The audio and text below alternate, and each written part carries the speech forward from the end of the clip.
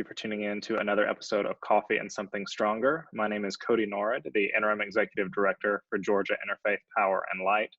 Coffee and Something Stronger is a coffee chat style show where we sit down with academics, practitioners, and other believers in social justice and environmental justice to talk about the intersection of faith, environmental justice, climate change, race, and all other justice issues of our time. And this morning we have on the show Michelle Hettmann. Thanks for being here, Michelle. Michelle is the community curator at Neighborhood Church in Atlanta, Georgia. She's also a graduate of Candler School of Theology with a Master's of Divinity. Michelle, thanks again for being with us. Absolutely, happy to be here. So why don't you tell us a little bit more about yourself and how you got into doing some of the sustainability work that you're doing and what led you to then kind of become involved in ministry and do this work at Neighborhood Church? Yeah, sure. So as Cody said, I'm Michelle. My pronouns are she, her, and hers. And I am the community curator at Neighborhood Church, which I will tell you more about that and kind of why that's important. But really what got me to, I have always had a passion for just kind of like climate justice. I would not have called it that before. But if you look back at like this is so funny, my science fair projects in like middle and high school, I was looking back at them and they were all about like acid rain, oil spills, like all environmental issues. So I'm sure my parents would say they are not surprised that sustainability is one of kind of the top things that I love to dive into. But that was always just kind of a passion of mine. And then went to Virginia Tech for college, studied human development. So all about how people work together in the world and kind of just how people function in the world.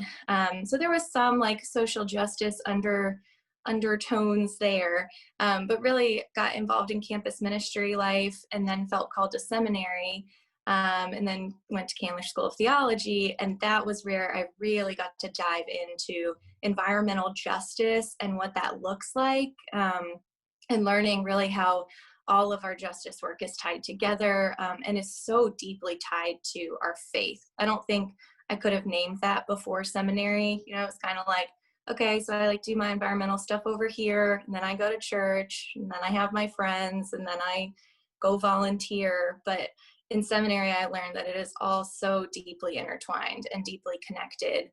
And I've been really grateful now, once I got a full-time job at Neighborhood Church, just how naturally that kind of just flowed into my new job.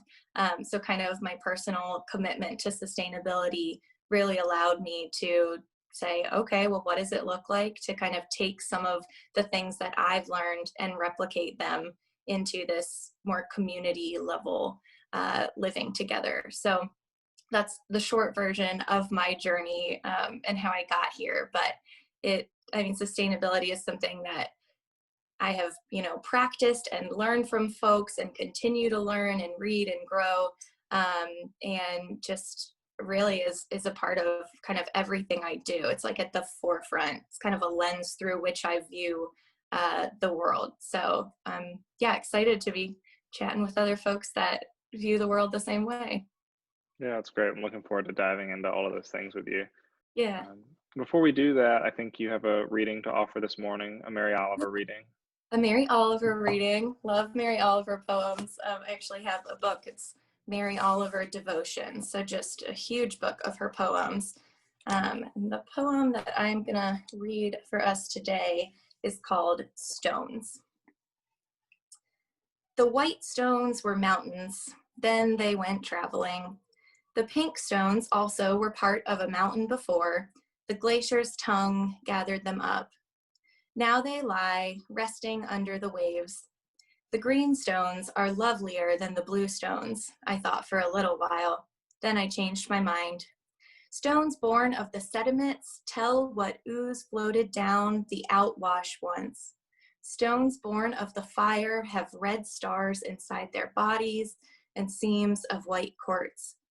Also, I admire the heft and the circularities as they lie without wrists or ankles just under the water. Also, I imagine how they lie quietly all night under the moon and whatever passes overhead, say the floating lily of the night heron, It is apparent also how they lie relaxed under the sun's golden ladders. Each one is a slow wheeler. Each one is a tiny church locked up tight. Each one is perfect, but none of them is quite ready quite yet to come to the garden to raise corn or the bulb of the iris. If I lived inland, I would want to take one or two home with me just to look at in that long life of dust and grass. But I hope I wouldn't. I hope I wouldn't take even one like a seed from the sunflower's face, like an ant's white egg from the warm nursery under the hill. I hope I would leave them in the perfect balance of things, in the clear body of the sea. So that is Stones by Mary Oliver. And I love this poem, just kind of the way that she describes these stones as, I mean, just nature embodied, but also I think just they're so still and they come from all different places. And then, we kind of walk through that. And I love the end where it says each one is a tiny church and each one is perfect. I just think that metaphor and that imagery is really beautiful.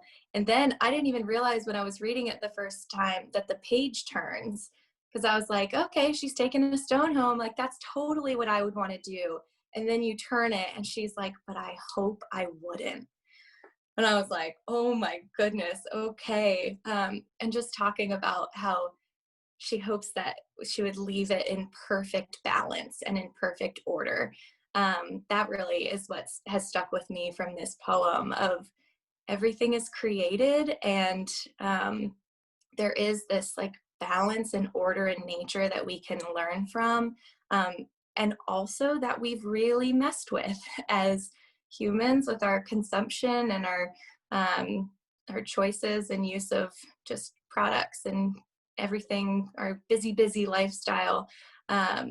So I don't know, that just really hit me that like sometimes we can step back and just leave the stones to be. And I just think there's a lot of gratitude in her poems, but especially this one, just gratitude for nature and that we can find solace in nature and just learn so much even from simple things like stones.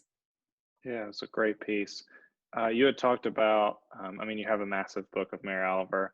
You also talked a little bit about kind of when you got to Candler's, when you started to make some of the intersections between your environmental interests and your theology. And I'm wondering if you, off the top of your head, have some other either poets or authors that you read or have read that kind of led you down the path to that discovery. Yeah, the biggest one, and I was going to read from this, but I think my book's at the church. It's called Praying with the Earth by John Philip Newell. And we read that. I took Dr. Ellen Shepard's Art and Practice of Christian Prayer class at Candler. And one of our assignments, 10% of our grade, was to pray every morning. And this was my first year. I was like, 10% of my grade just to pray? All right, this is a different kind of school. But we had to read. So the book is structured that there is a different prayer for morning and night every single day. So it's just Sunday through Saturday. And then you pray that same prayer every Monday, every Tuesday, every Wednesday. And it's all about just like giving thanks for creation and learning from the patterns and like syncing with the patterns of the earth, and learning all about like grace and forgiveness. And it's beautiful. I would highly recommend it. And I think that after a whole semester of praying those same prayers, like you'd think they would get really repetitive, but it'd be like every Tuesday is different, and I would learn something different every day that I would pray it. And that's been one book that I'll like take if I'm traveling or if I'm hiking or doing different stuff. I did a backpacking trip one spring break with Candler friends, and we each kind of like brought a different little devotional just quick for the morning, and like being able to pray those prayers with friends that had the same intentions. It's just like a really multi-purpose book. So that's the one that sticks out the most that I would highly recommend, praying with the earth. What do you think is important about kind of embodying those daily or at least regular spiritual practices that connect your spirituality, your connection with the divine and creation? I think, I mean, for me personally, the biggest thing is like it is so easy to get, I mean, it is easy to get like uncentered in general in our world. But I think especially with like our connection with creation and kind of like feeling and knowing the divine through creation, it's just like that isn't as much of a natural part of our lives when it's like, okay, I get up, I check email, I check social media. Like I'm a communications director, so it's like I'm on my phone, I'm doing this, and then I'm like rushing to work, and then I'm doing this, and I so easily forget to be like, also, like I am waking up in a house that is on the ground, and I am like walking my feet on the ground as I go to work, and like I'm living on this land that other people have inhabited before, and like that's not a part of my, that's what gets shedded first from kind of the like daily routine. So I think that when I'm really good and intentional about these spiritual practices, I just feel a little bit more like I'm able to kind of include more than just myself, even not like spending any more time out of my routine, but just the way I'm thinking through going through my day. um, I personally do just feel like more connected to God, but also am able to just remember a lot more about kind of like I am more than just me myself living in this world. So yeah, it's just kind of that a really just a deep connection to the divine, and even just small ways of kind of shifting my thinking throughout the day. I find that I'm able to be a lot more present, both with myself and just with like the community around me when I'm feeling more connected in that way. Yeah. How do you feel like the the importance of being present, whatever that means for you, helps you do your work and helps you kind of stay committed to these sustainability ethics that you try to inhabit in your own life? Oh, sure. Yeah. So I think for me, the presence and needing to stay present kind of not even just in the moment, but just kind of in like the values that drive my work and the values that drive our work of sustainability together is important, because it is hard work, and it's hard to constantly be a person who, and I mean lots of justice seekers feel this, where you're saying, no, this really matters, this really matters, we really do need to do this thing, like, and when I get ungrounded and when I kind of feel that little disconnection, it's easy to be like, well, why does it matter? Like I'm telling everyone it matters, but that's just become a repetition thing. And then that's how I know that I've like gotten out of my daily spiritual practices, or that I'm, going too fast, moving too fast, when I'm like, does it really matter? But when I'm able to be present, it's really about, I think first, it's about being present with people, and with my job is so community oriented, that being present with a community then helps me to remember, oh, why it does matter is it's all about people, and it's all about people's well-being. Um, and like, yes, it is about creation care and it is about the earth's well-being, but really what drives a lot of our sustainability practices at neighborhood is like, if we don't care about this, like, we say we care so much about people, but if we don't care about sustainability practices, that doesn't really match up. So I think just remembering and asking questions like, okay, well, how is this affecting the people around us? How is this affecting people of color? How is this affecting the people that live in the neighborhood next to us? And if we get, for me, that's the first thing that I kind of forget about if I'm not present to the moment, is like, well, you're right. Everyone says it's fine. It's probably fine. But to be people that are committed to this work and are the voices that say, no, actually, it's not fine. Let's figure out ways together that we can, you know, keep this momentum going and keep learning and growing together. Yeah.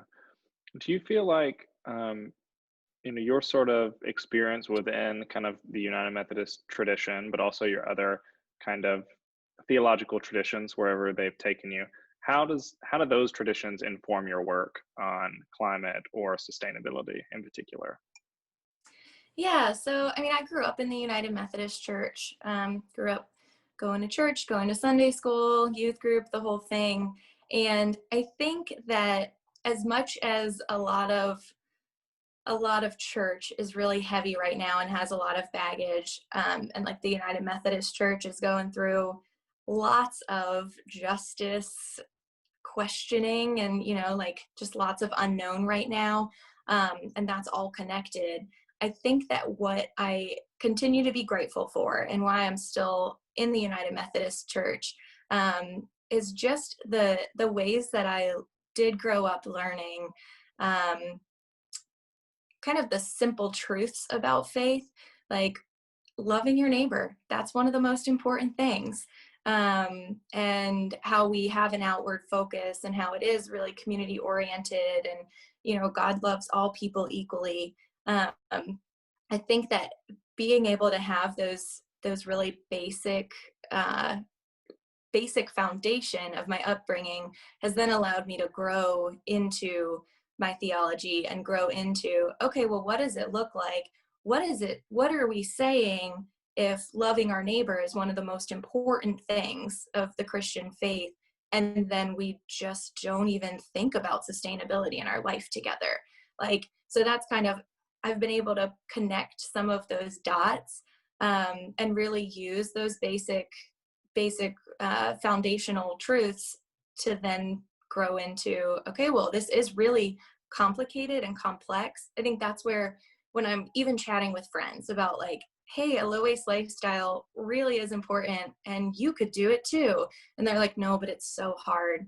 And then being able to kind of pare it down and be like, it is complex and it's hard and it does require sacrifices. And also, it's a great way to love your neighbor. So I think just really having that strong faith foundation, allowed me to just be able to like grow from there. And also, I mean, there is lots of great programming and lots of our kind of general church level stuff, in the United Methodist Church. I know Global Ministries is doing really great things. The Commission on Race and Religion, like they're all doing really great things.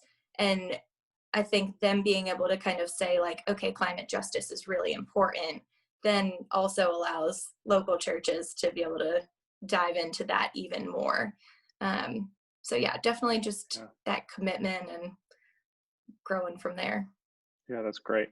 You've mentioned a couple times about your zero waste lifestyle, your commitment to that, and how that kind of pushed you into some of the work that you're doing. Could you talk a little bit about how you came to do that, what that looks like for you? Yeah, sure. So when I got to Atlanta, I guess it was somewhere in the first or second year that I was here. It was actually one of our classmates at Candler, Sophie Callahan. She posted a bunch on Instagram about how she was learning more about what a low waste lifestyle looked like and how she could be more committed to sustainability, just with little switches. And I remember seeing her stuff. I think she was probably a third year. I was a first year. And just seeing her stuff and being like, wait, I could do that.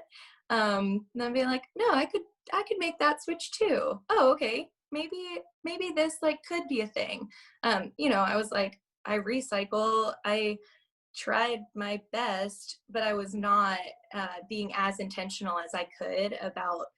I really don't think I had even heard what like zero waste or low waste was before that. It's kind of when it like blew up on social media too. So yay, social media for being a good educational tool in some ways. But yeah, so I really just started, I said, okay, I am going to try to, I like already didn't use plastic water bottles, didn't like do some of the main things. But I don't even remember what my first switch was. Um, but I said, oh, maybe it was shopping, like grocery shopping. I was still using plastic grocery bags, and would still use like plastic bags once in a while. And I think that was my first switch. I said, I'm going to take a month and I'm not going to use plastic grocery bags. And it was just, I didn't really tell anyone I was doing this. It was just kind of an internal thing. And then I would take reusable bags. And if I forgot them, that was my punishment. I would just have to carry all of my stuff. So I remember multiple times walking out of the grocery store, just like trying to juggle my produce and everything. But that got me to bring my bags, right? So then the next week I was like, okay, well, what would it look like to, I don't know, I've seen like plastic toothbrushes just get thrown away. I see this like bamboo toothbrush thing, so maybe I'll try one of those.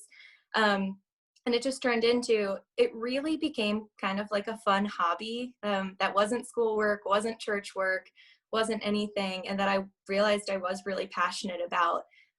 So then I got into what does it look like to cook more recipes that are low waste, got really into bulk bin shopping, really grateful for outside of COVID for stores around here that you can shop pretty low waste at.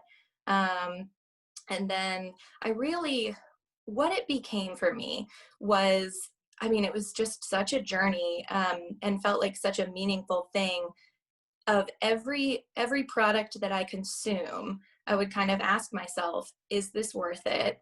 And is there a better way? So I think that, like I said, it wasn't like I got rid of all of my stuff and then bought all new eco-friendly stuff. No, it's all about, I was using what I already had, used up the stuff that I had. So like paper towels, I had paper towel rolls because I was buying paper towels. But then when I finished up my paper towels, I said, maybe I'll try these bamboo paper towels instead. And now I've been using the same bamboo paper towels for 3 years. So it was just like very gradual changes. And now I'm pretty much to a point where, I mean, I don't buy a ton of stuff and have gotten into lots of reusable stuff. And I think that going back to kind of the connection and the spiritual grounding, I don't think that I would name it like this normally, but really like as I use my reusable products and as I'm finding new ways, like I feel so connected to God and to nature, and just because it is like a process where I'm giving some stuff up.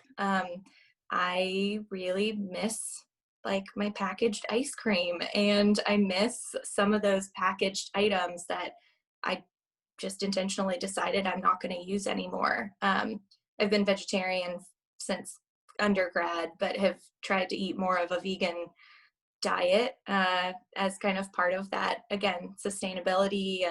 And just as I learned more about low waste and about food waste and about food products and, you know, just all of this environmental stuff, it was kind of like, okay, would it be okay if I do one more thing this week? And if I, you know, add one more thing to my routine this week? And normally the answer was yes. And now it doesn't feel like it's a hassle. It just, you know, it's my life. And I think there is more, it has really grounded me to my faith. And I think a lot of those times when I am really thinking like, oh, I miss this. This is hard. Like I'm putting Tupperware in my purse again. Like these people, they're just gonna, I remember the first time I was doing online dating and I had been really committed to this and was not using takeout containers anymore. And I was on a first date and I put Tupperware in my purse and I pulled it out and life was okay. You know, the guy was like, that's a little weird. And then we went on and life was okay. So just kind of getting more comfortable with talking about it and with showing other people too. I've had so many conversations with people, I can't tell you how many, with people in the produce section at the grocery store as I'm using my own reusable produce bags. And I think in the beginning, I thought people were just going to judge me and be like, what is this girl doing? But it turns out most of the time, people are just really curious, is what I'm learning. So they'll be like, where did you get those? And I'm like, well, I sewed them myself, but there are lots of places, you can support local folks that are sewing them and buy those. And I think once I got out of that mindset of I have to hide this because I'm nervous what people will think, um, and really remembering like it was someone else who prompted me to start this journey. So I am more willing to share it, both on social media and just kind of as I go out with friends and I pull out my own fork or I pull out my own Tupperware or, pull out kind of all of the different stuff. It leads to great conversations. And I think my hope in the world is that we can normalize this as just something that we are more committed to as a society. And even more than that, even smaller than that, just as people of faith, that we recognize that this is something that's important, and that we can all make small changes and that we can all make more intentional choices. I always get into it with my family that they're like, well, we all can't live the way you live. Like, that's really not practical. And in the beginning, I was kind of like, no, we can. Like, you're just not willing to make the sacrifices. You're just not willing to put in the effort. But then I realized that's not really what it's about. I mean, what we really need is like systemic change, and we need companies and corporations to use more sustainable products so that we don't have to carry around all of our own stuff everywhere. Which is why I'm grateful for the advocacy work that y'all do and that we can plug into.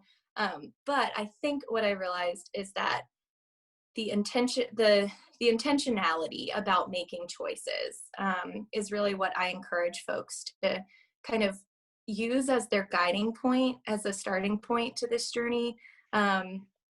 And not asking everyone, to live a zero waste life, but just to know more about what we're consuming, and making those kind of values based decisions rather than just saying, oh, well, this is the way it is. So we use the plastic, we use the whatever, we take the styrofoam, even though styrofoam never goes away. It's like, how can we challenge ourselves, as people who do believe in the work of neighboring and who do believe in the work of creation care? How do we kind of incorporate that more than, oh, well, I went to one seminar about it, into, okay, well, how do I incorporate this kind of into my daily living?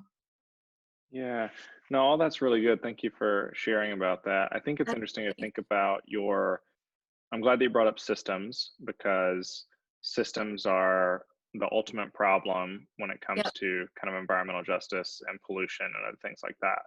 But I think the importance of kind of these individual choices, these individual rhythms, this intention, is a bit of a spiritual practice in and of itself, and that Hmm. similar to something like Sabbath, highlights, it's kind of a solution in and of itself, but it highlights a bigger system. So Sabbath can Exactly. point to the injustices that we see around work and how we busy ourselves and how we produce as our ultimate value. And similarly, when you're doing what you're doing, then you see how messed up the system is, how much Yeah, plastic there is, how difficult it truly is to like try to get to something more sustainable. And then that helps you push towards these greater systemic change. absolutely. Yeah, I think that's exactly what it is for me. And that too is why, like, I love that you mentioned Sabbath. Sabbath is so hard for me. Like, every Friday is my Sabbath day. And then when I work on Fridays because something popped up, like, I feel I rub up against that tension of why is it this way? And when you're using, less products and really trying to be low waste, I mean, I feel that so often. And I think that, and I mean, I still feel this way sometimes, but yeah, it's like, okay, I know I'm only one person. And that's the pushback, right? You're just Right. one person. You and your shampoo bars, like, that's not going to make all the plastic go away in the shampoo industry. You are absolutely right. It is not. But every time I wash my hair, I'm thinking, like, and even if it's not a conscious thought, it's okay. Like, there's a lot of plastic in the world. There are just lots of things that we need to change and we need to keep working towards. And I think that's too why I just kind of try to build on it and say, okay, what's the next thing I can do? And normally I say, oh, well, the next thing I want to do is like go just try to make this one company just change all of their ways. And I don't want to lose that. Like, I don't have the answers. I'm not an expert. You know, I work in a church. I don't work in an environmental field. And obviously, we all don't have the answers yet, or I think we would have changed everything. But I don't want to lose that kind of fuel and that fire of like, it could be different. There could be a different way. There could be a better way. And there needs to be. I mean, we're seeing that in our world right now. Like, climate change is super real. And I think if any time to lose that kind of passion and fire, it is not right now. So I definitely agree, and would encourage it if anyone has been thinking about kind of trying to shift towards more low waste practices. Feel free to reach out. I'm always happy to chat about it. Yeah, it's true that kind of like what can one person do, and yet there definitely is a different way to do this. There has to be a different way to do this. And Yeah. when we're working with congregations, a lot of times we work with individuals or a couple of individuals on these issues. And after they kind of make these changes in their own life, they want to figure out how they can push on the next level of system, which I Yep. think for a lot of our constituents are their congregations or their faith communities. Hmm. And you've been doing a lot of work around sustainability at Neighborhood Church. And so I wonder if you could talk a little bit about what changes or what avenues, both theologically and practically, you all kind of inhabit the space of sustainability or environmental justice. Yeah, sure. So, Neighborhood Church, a short backstory, we were a merger between two declining congregations, came together and started a new church out of that. That was about 4 years ago. And why that's important is because we got to decide what this new church looked like. So, it's not like we came and took over a church, it's not like any of that. So, we got to say, okay, what is really important? What values do we want to be driven by? Um, and sustainability was not named as one of those values, but really we wanted to be justice seeking in all that we do. So naturally, climate justice is very important in that. And I have worked with Neighborhood since the beginning. I got very lucky, and my first summer here was the first summer of Neighborhood Church. So was a community member, then did children's ministry part-time while I was finishing school, and then came on as community curator. As community curator, I both manage our marketing and communications, and I manage our building. So all of our community partners that we work with, all of our events in the building, and that's really where I've gotten a plug in with sustainability is as we're looking at our building, you know, how can we have more sustainable systems, and just all of the resources that we're using. So we did a full building renovation in 2018, I'm pretty sure it was. So part of that was kind of upgrading stuff so that our energy use would be more efficient. I know we're doing an energy audit with y'all, which is exciting. So, you know, kind of the big level, like how can our building as a whole be more efficient, has definitely been a focus. We have Whitney Brown on our board, and she helps with that a lot, which we're so grateful for. So that's kind of like the building. But then my focus, as you know, I make an intentional choices about my own life. It was, oh, okay, well, how can we kind of duplicate and replicate this at a community level? So we are very intentional about using as few single-use products as we can, which is such a thing in the church world and just kind of in like community life. It is easier to use paper or like styrofoam coffee cups and plastic forks on Sunday morning. That is certainly easier. But from the beginning, we said, we're not going to do that. We are going to create systems where we can have enough people to volunteer so that we can use real coffee mugs. We can use, I guess we use compostable plates. So compost was another big thing that we said. I think I just told them we were going to compost. I'm sure I asked at some point, but we use compost now. We're really grateful that compost now is so great.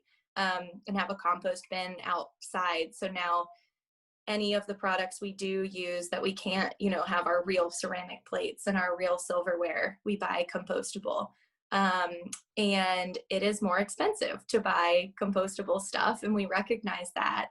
But working that into our budget was really a way to say, okay, we are committed to this work of justice. And we did have to shift some stuff around, and it's just kind of this give and take of, if we buy these plates, what is, where does that give? We're not just like rolling in the dough. So it's not, we don't have an unlimited budget. But we decided that that was one of our commitments, and that was one of our values. So we make that work. With events, that's one of my biggest things is events. Anytime I go to conferences, there's like so much waste, and just so much that we could do better. So I said, okay, this is actually my job now, is to help facilitate events.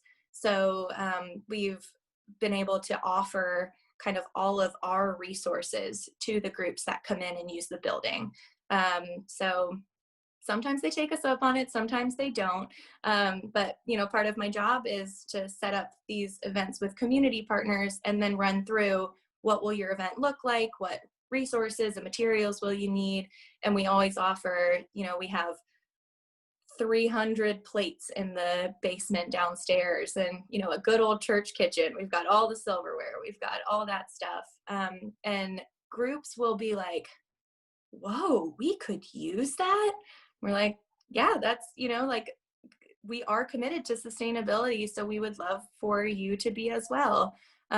We let people use our compost when they come in and do events. So any food scraps, we encourage them to, if it's in their budget, if they can, buy compostable plates and silverware, stuff like that. I mean, we do have groups that come in, and obviously not right now, but pre-COVID, 100, 200 people gatherings, and it's easy to forget just how much those, plastic silverware and all of those items can add up, and like the red Solo cups. And we do say like no styrofoam. I think that's a Methodist thing overall. I don't know if it's followed, but like, I think I wrote in our policies, like, no styrofoam in our building, please. And we, during our renovation, we put in a water bottle filler. So we have neighborhood church cups. So we say, like, you need 100, we'll give you 100, like run them through the dishwasher after the event. So just stuff like that. And that was not all a part of it in the beginning. I think in the beginning we were like, we're going to compost. That sounds like a good thing to do. And we're going to use coffee mugs.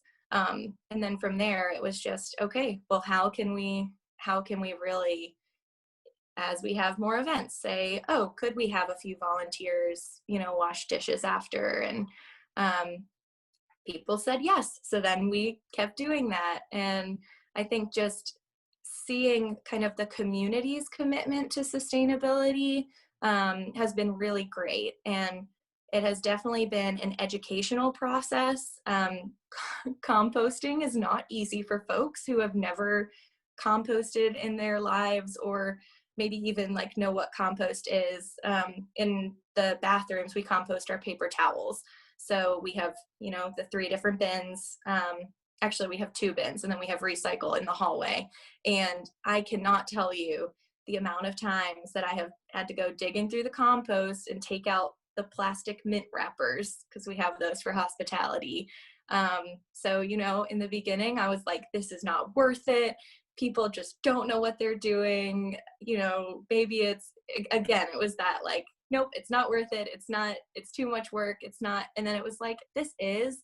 And people would come up to me and ask questions like, why do we care so much about composting? Why, like, this seems really complicated. Why is this even a thing we do? And then to be able to link it to justice and be able to link it to our commitment. I mean, we're neighborhood church, so we do talk a ton about neighboring as a spiritual practice. So being able to really link, like I said before, connecting the dots for folks and with folks has been a really cool thing to see people grow in that and be excited to learn. So I'm really excited to do more with folks once we're kind of back in the swing of things.